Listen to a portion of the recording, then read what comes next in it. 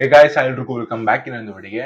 ಇವತ್ತಿನ ವಿಡಿಯೋದಲ್ಲಿ ನಾನು ವಿಡಿಯೋ ಮಾಡ್ತಿರೋ ಕಾರಣ ಏನು ಅಂದ್ರೆ ಸೊ ಈ ವಾರದ ಕಿಚ್ಚನ ಚಪ್ಪಾಳೆ ಯಾರಿಗೆ ಬರ್ಬೋದು, ಯಾಕೆ ಬರ್ಬೋದು, ಹೇಗೆ ಬರ್ಬೋದು ಅಂತ ಈ ಒಂದು ವಿಡಿಯೋದಲ್ಲಿ ಕಂಪ್ಲೀಟ್ ಮಾಹಿತಿನ ತಿಳಿಸ್ತೀನಿ. ವಿಡಿಯೋದಲ್ಲಿ ಇನ್ಫಾರ್ಮೇಟಿವ್ ಆಗಿತ್ತು ಅಂದ್ರೆ ಮಾತ್ರ ಮಿಸ್ ಮಾಡೋದು ಲೈಕ್ ಮಾಡಿ, ಶೇರ್ ಮಾಡಿ, ಕಮೆಂಟ್ ಮಾಡಿ. ಫೇಸ್ಬುಕ್ ಆದ್ರೂ ನೋಡ್ತಾ ಮಿಸ್ ಮಾಡೋದು ಫಾಲೋ ಮಾಡಿ ಅಂತ ಹೇಳ್ತಾ ವಿಡಿಯೋನ ಶುರು ಮಾಡೋಣ. ಅದಕ್ಕಿಂತ ಮುಂಚೆ ಈಗಷ್ಟೇ ಒಂದು ಪ್ರೋಮೋ ಬಂದಿರುವಂತದ್ದು. ಆ ಒಂದು ಪ್ರೋಮೋದಲ್ಲಿ ನಮ್ಮ ಕಿಚ್ಚ ಸುದೀಪ್ ಅವರು ರಜತ್ನ ವಿರುದ್ಧ ಧ್ವನಿ ಎತ್ತಿರುವಂತದ್ದು. ಕಾರಣ ಎಷ್ಟೇ, ಅವರು ಆಟ ಆಡುವಂತ ಬರದಲ್ಲಿ ಆಡಿದಂತ ಮಾತುಗಳು ಸರಿಯಾಗಿರ್ಲಿಲ್ಲ. ಸೊ ಆ ಒಂದು ವಿಷಯದ ಬಗ್ಗೆ ಆ ಕಿಚ್ಚ ಸುದೀಪ್ ಅವರು ಇದ್ರ ಬಗ್ಗೆ ಮನವರಿಕೆ ಮಾಡಿಸ್ತಿದ್ರು ನಮ್ಮ ರಜತ್ ಅವ್ರಿಗೆ. ಸೊ ಈಗ ಆ ಒಂದು ಪ್ರೋಮೋದಲ್ಲಿ ನಮ್ಗೆ ತಿಳಿತಿರೋದೇನಪ್ಪಾ ಅಂದ್ರೆ ರಜತ್ ಅವ್ರನ್ನ ಅಂದ್ರೆ ಸುದೀಪ್ ಅವರು ರಜತ್ ಅವ್ರಿಗೆ ಕೇಳ್ತಿರುವಂತದ್ದು, ಈಗ ನೀವು ಸುರೇಶ್ವರ್ಗೆ ಏನ್ ಮಾತು ಹೇಳಿದ್ರಿ ಅದನ್ನ ನನ್ ಮುಂದೆ ಹೇಳಿ ಅಂತ. ಸೊ ಅವ್ರು ಹೇಳಿದ ಕಾರಣ ಏನಪ್ಪಾ ಅಂದ್ರೆ ಅವರು ನನ್ನ ಹೆದೆ ಮೇಲೆ ಬರ್ತಾ ಇದ್ರು, ಸೊ ಅದಕ್ಕೋಸ್ಕರ ಈ ಒಂದು ಮಾತುಗಳನ್ನ ಆಡ್ಲೇಬೇಕು ಅಂತ ಮಾತನ್ನ ನಮ್ಮ ಕಿಚ್ಚ ಸುದೀಪ್ ಅವ್ರಿಗೆ ಹೇಳ್ತಾರೆ. ಇನ್ಮೇಲೆ ಇದನ್ನು ನೆಕ್ಸ್ಟ್ ಟೈಮ್ ನಾನು ಇದನ್ನ ಮುಂದುವರ್ಸಲ್ಲ ಅಂತ ಕೂಡ ರಜತ್ ಅವರು ಕಿಚ್ಚ ಸುದೀಪ್ ಅವ್ರಿಗೆ ಹೇಳ್ತಾರೆ. ಸೊ ಅದಾದ ನಂತರ ಕಿಚ್ಚ ಸುದೀಪ್ ಅವರು ಕೊಟ್ಟಂತ ಉತ್ತರಕ್ಕೆ ಮನೆ ಮುಂದೆಲ್ಲ ಶಾಕ್ ಆಗ್ತಾರೆ. ಹಾಗೆ ಜನಗಳಿಗೆ ಕೂಡ ಹೀರೋ ಆಗಿ ಕಾಣಿಸ್ಕೊಂತಿರೋ ನಮ್ಮ ಕಿಚ್ಚ ಸುದೀಪ್ ಅವರು. ಏನಪ್ಪಾ ಅಂದ್ರೆ ಇನ್ನೊಂದ್ಸತಿ ನೀವು ಈ ರೀತಿ ನಡ್ಕೊಂಡ್ರೆ ನೀವು ಮನೆ ಒಳಗಿರೋದಿಲ್ಲ, ಮನೆಯಿಂದ ಆಚೆ ಇರ್ತೀರ ಅಂತ ನಮ್ಮ ಕಿಚ್ಚ ಸುದೀಪ್ ಅವರು ರಜತ್ ಅವ್ರಿಗೆ ಟಾಂಗ್ ಕೊಟ್ಟಿರುವಂತದ್ದು. ಸೊ ವಿಷಯನ ಬಿಟ್ಟು ಈಗ ಆ ಯಾರು ಕಿಚ್ಚನ ಚಪ್ಪಾಳೆ ವಿಷಯಕ್ಕೆ ಬಂದ್ರೆ, ಹೌದು, ಇವರ ಮನೆ ಮಂದಿ ಎಲ್ಲ ತುಂಬಾ ಚೆನ್ನಾಗಿ ಆಟ ಆಡಿರುವಂತದ್ದು.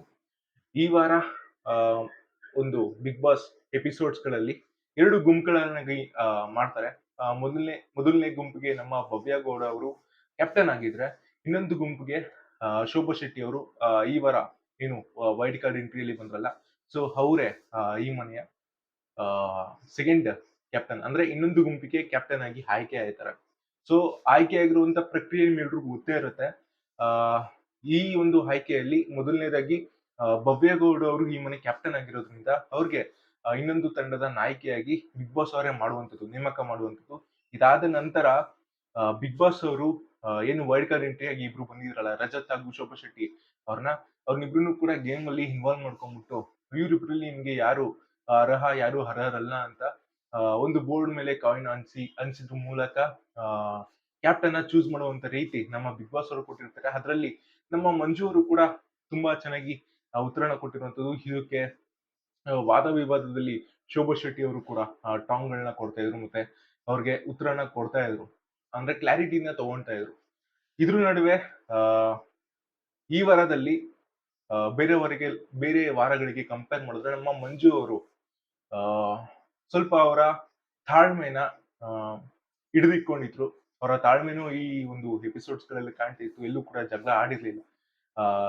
ಧ್ವನಿ ಎತ್ತುವಂತ ಪ್ಲೇಸ್ ಗಳಿಗೆ ಧ್ವನಿ ಎತ್ತಿದ್ದು ಉಂಟು. ಮತ್ತೆ ಮ್ಯಾಚ್ ಆಡುವಾಗ ಒಂದು ಗೇಮ್ ನ ಸ್ಟ್ರಾಟಜಿನ ಕೂಡ ಉಪಯೋಗಿಸಿದುಂಟು ನಮ್ಗೆ ಕಾಣಿಸ್ತಾ ಇತ್ತು. ಹೋದ್ವಾರ ನಿಮ್ಮೆಲ್ರಿಗೂ ಗೊತ್ತಿರೋ ಹಾಗೆ ಕಿಚ್ಚನ ಚಪ್ಪಾಳೆ ನಮ್ಮ ಸುರೇಶ್ ಅವ್ರಿಗೆ ಬಂದಿತ್ತು, ಅವ್ರು ಆಡಂತ ಗೇಮ್ಗೋಸ್ಕರ. ಯಾಕಂದ್ರೆ ಬಿಗ್ ಬಾಸ್ ಅವರು ಹೋದ್ವಾರ ನಮ್ಮ ಸುರೇಶ್ ಅವ್ರಿಗೆ ಒಂದಿಷ್ಟು ಪಾಯಿಂಟ್ಸ್ ಗಳನ್ನ ಹೇಳಿರ್ತಾರೆ, ಯಾವ ರೀತಿ ಮನೇಲಿ ಇರ್ಬೇಕು, ಹೆಂಗೆ ಅಂತ ಕಿಚ್ಚ ಸುದೀಪ್ ಅವರು ಮನವರಿಕೆನ ಮಾಡಿರ್ತಾರೆ. ಅದ್ರ ಮುಖಾಂತರನೇ ಸುರೇಶ್ ಅವರು ಕೂಡ ಆ ದಾರಿಯಲ್ಲೇ ನಡೀತಾರೆ. ಸೊ ಅದಕ್ಕೋಸ್ಕರ ಅವ್ರಿಗೆ ಒಂದು ಕಿಚ್ಚನ ಚಪ್ಪಾಳೆ ಸಿಕ್ಕಿತ್ತು.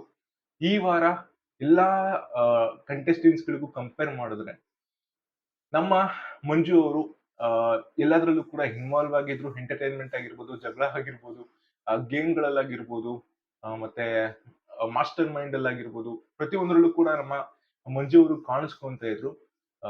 ಅವರ ಇಂಡಿವಿಜುವಲಿಟಿನೂ ಇತ್ತು, ಮತ್ತೆ ಗುಂಪರಿಕೆನೂ ಕೂಡ ಇತ್ತು. ಪ್ರತಿಯೊಂದು ಕೂಡ ಈ ಮನೆಯಲ್ಲಿ ಪಾಸಿಟಿವ್ ಆಗಿ ಬಂದಿದ್ದು ನಮ್ಮ ಮಂಜು ಅವ್ರದ್ದು. ಪ್ರಾಬಬ್ಲಿ ನನ್ನ ಪ್ರಕಾರ ಈ ವಾರದ ಕಿಚ್ಚನ ಚಪ್ಪಾಳೆ ಪ್ರಾಬಬ್ಲಿ ಮಂಜು ಅವ್ರಿಗೆ ಸಿಗ್ಬೋದೇನೋ ಅಂತ ನನ್ಗೆ ಅನ್ಸುತ್ತೆ.